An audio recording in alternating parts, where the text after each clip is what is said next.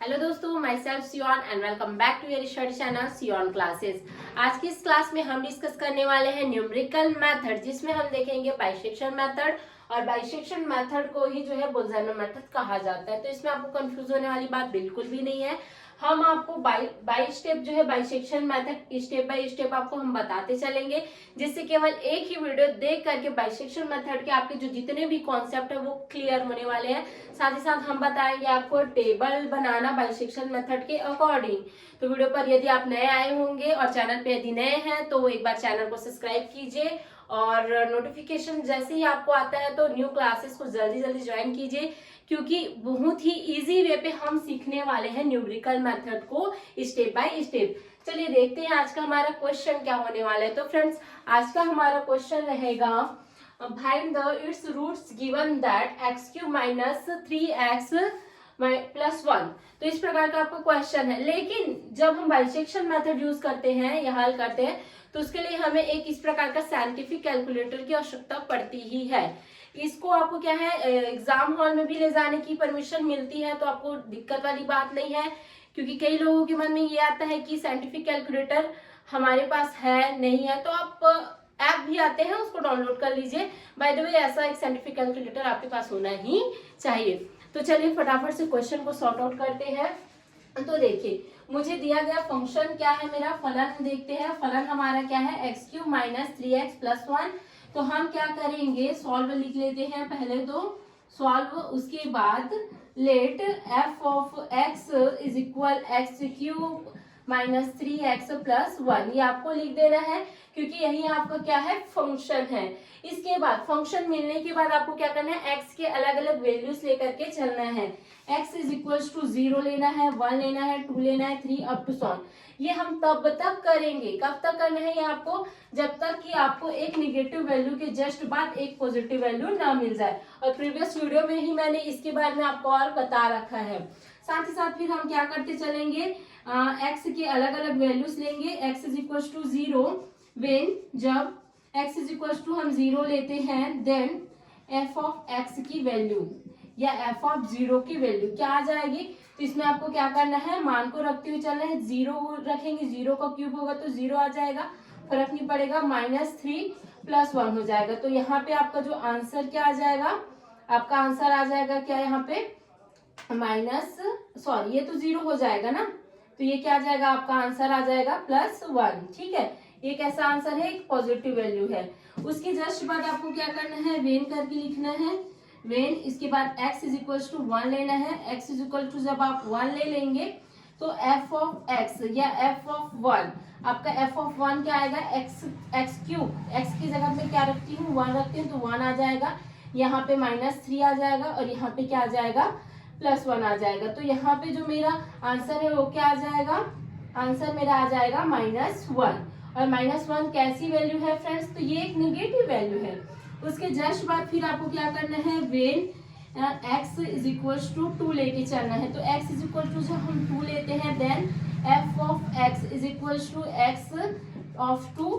तो इसकी वैल्यू क्या आ जाएगी, यहाँ पे जो है 2 का क्यूब मतलब कितना आ जाएगा, 8 आ जाएगा। 3 इंटू 2 मतलब 6 आ जाएगा। उसके बाद से प्लस 1। तो यहाँ पे हम जब इसको सॉर्ट आउट करेंगे तो हमें एक वैल्यू मिलेगी क्या, 3, जो कि एक कैसी वैल्यू है, पॉजिटिव वैल्यू है। तो मैंने आपको क्या कहा था कि हमें एक नेगेटिव वैल्यू के बाद एक पॉजिटिव वैल्यू मिलनी चाहिए, जो कि हमें यहाँ पे फाइंड आउट हो चुकी है। ये मेरा नेगेटिव वैल्यू मिला, उसके जस्ट बाद मुझे एक पॉजिटिव वैल्यू मिला। तो इससे हम क्या जान सकते हैं कि हमें जो है रूट मिल चुका है। तो हम क्या लिख सकते हैं, hence the root lies between, हमारा जो रूट है वो किसके किसके बीच है, 1 एंड 2 के बीच है, 1 एंड 2। इसको मैं कुछ इस प्रकार से दर्शा सकती हूँ, ये मैं सिर्फ आपको समझाने के लिए कर रही हूँ। अगर 0 मेरा मिडल पॉइंट है तो f ऑफ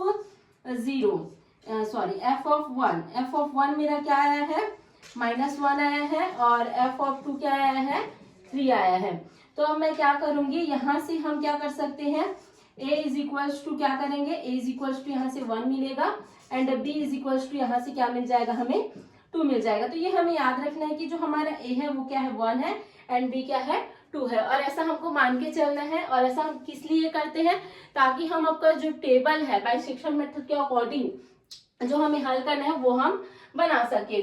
तो मेरा यहाँ से क्या है, F of A is equals to क्या है -1 है, और F of B is equals to क्या है +3 है। अब देखिए मेरा ए का वैल्यू और बी का वैल्यू, तो अब हम क्या करेंगे, ये जो हमारा इटरेक्शन टेबल जिसको हम कहते हैं, ये हमारा क्या है टेबल है। अब इस टेबल में हमको क्या करना है, वैल्यूज भरते जाना है।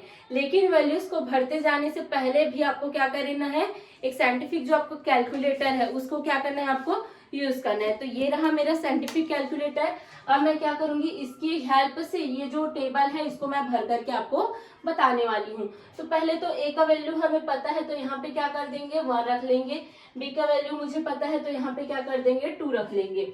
अब एफ ऑफ ए मेरा क्या है -1 है, और एफ ऑफ बी क्या है मेरा 3 है। इतना होने के बाद आपको क्या करना है, मिडिल पॉइंट निकालना है उसका, x is equals to a plus b upons to 2 करके। तो आपको क्या करना है 1+2 लिखने के बाद आपको क्या करना है, उसको डिवाइड करना है किससे, 2 से। तो चलिए साइंटिफिक कैलकुलेटर सभी ऑन कर लीजिए। साइंटिफिक कैलकुलेटर ऑन करने के बाद आपको क्या करना है 1+2 करना है, अपॉन में क्या करना है आपको, अपॉन में क्या लिख देना है आपको 2 लिख देना है, ठीक है। 2 लिखेंगे, उसके बाद हम इक्वल करते हैं तो 3.2 ऐसा ऑप्शन आएगा।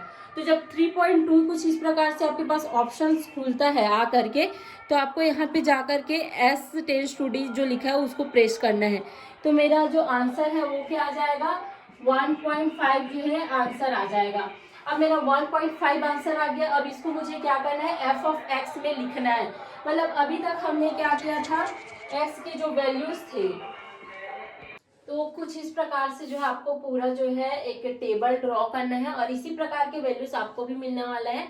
आप कृपया करके इसी का जो है इसमें यूज कीजिए, क्योंकि ये आपको एग्जाम हॉल में भी जा करके चलाना है, तो आपकी प्रैक्टिस हो जाएगी। तो अब चलिए देखते हैं, कुछ इस प्रकार से आंसर तो हमें मिल चुका है। ये सारे वैल्यूज मैंने यहाँ पे पुटअप कर लिए हैं। अब देखिए आपको एक चीज याद रखना है कि जब भी यहाँ पे एफ ऑफ एक्स की वैल्यू नेगेटिव आती है, तो आपका जो एक्स की वैल्यू है, इस एक्स की वैल्यू को आपको क्या है ए में पुट करना है, ठीक है। यहाँ पे नेगेटिव वैल्यू था इसलिए एक्स की वैल्यू यहाँ पे पुट होगा, और एफ ऑफ एक्स की जो वैल्यू है यहाँ पे पुट किए हैं एफ ऑफ ए की जगह पे।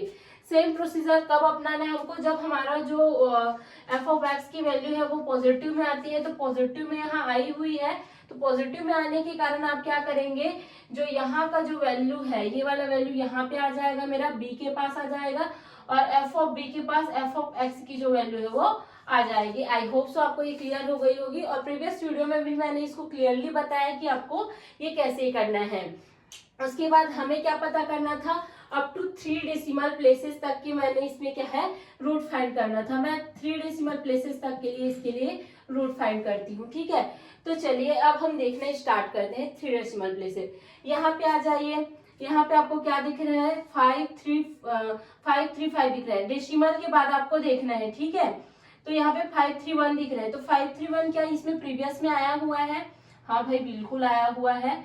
तो यहाँ पे देखिए ये मेरा 531 आया हुआ है, और उसके बाद फिर से एक बार 531 रिपीटेड है पॉइंट के बाद, वो भी कितने प्लेसेस के लिए 1, 2 एंड 3 डेसिमल प्लेसेस। इसी को कहा जाता है कि डेसिमल के बाद आपको 3 पॉइंट सेम टू सेम मिलने चाहिए।